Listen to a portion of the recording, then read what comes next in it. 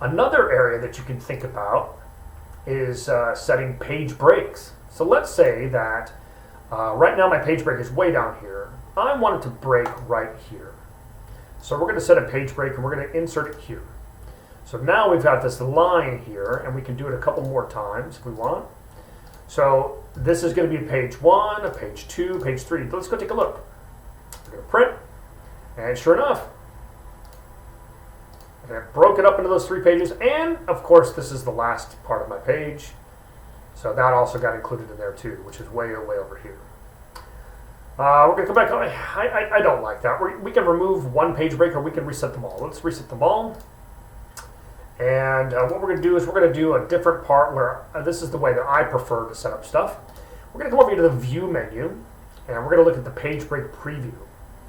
Now, it just made everything really shrink down and look small, but what it's doing is it's showing you what the page breaks would look at, and you can drag it around.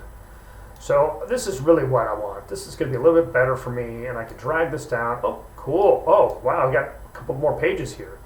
Well, let's say that I don't want to include this at all. I don't want a page 3 and 4. We're going to shrink that up, and we're going to shrink this up, and that's my actual page.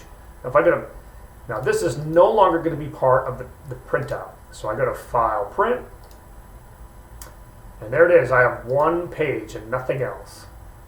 Now if I go back and expand that out,